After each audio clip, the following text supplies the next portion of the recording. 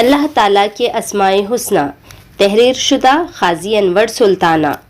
ہمارے معاشرے اور سماج کا بہت بڑا طبقہ نوخواندہ ہے۔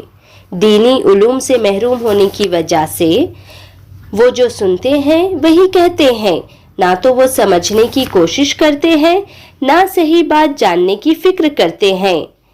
میں نے کئی لوگوں کی زبانی سنا ہے، وہ اللہ تعالیٰ کو اوپر والا کہتے ہیں، اوپر والا دیکھ رہا ہے، اوپر والا سن رہا ہے، اوپر والا سب جانتا ہے، وغیرہ وغیرہ۔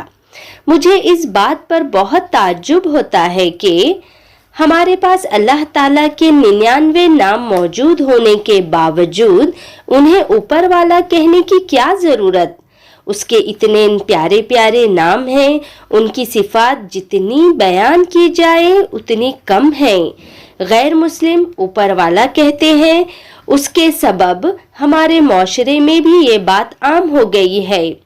اس کی وجہ یہ ہے کہ ان لوگوں کو اللہ تعالیٰ کے ناموں کا علم نہیں، یہ ان کی مجبوری ہے، لیکن ہم مسلمانوں کے پاس تو اس کا پورا کلام، پورے اسماء حسنہ موجود ہے، پھر یہ المیہ کیوں؟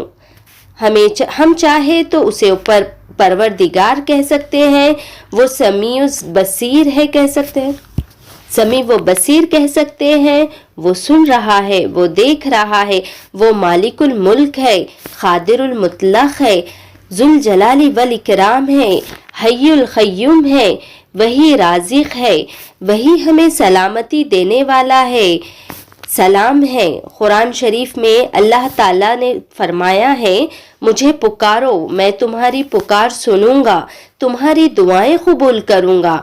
ہمیں چاہیے کہ اس کے اچھے اچھے ناموں سے اسے پکارے، اسے یاد کرے، اس کے ناموں کا واسطہ دے، تو وہ ضرور تمہاری دعائیں قبول کرے گا۔ ان کے ناموں میں انتہائی تاثیر ہے۔ اللہ تعالیٰ کے اسماء حسنہ میں جو مٹھاس ہے، وہ مٹھاس اوپر والا کہنے میں نہیں ہے، نہ یہ کہنے پر ثواب ملتا ہے۔ اللہ تعالیٰ کے اسماء حسنہ زبان سے کہنے میں جتنے لطف اندوز ہوتے ہیں اتنے کسی دوسرے الفاظ سے نہیں۔ میری تمام لوگوں سے گزارش ہے کہ وہ اوپر والا کہنے کے بجائے اللہ تعالیٰ کو اس کے عمدہ اور بہترین ناموں سے یاد کرے۔ اللہ تعالیٰ ہم سب کو نیک ہدایت اور نیک توفیق عطا فرمائے، آمین ثم آمین۔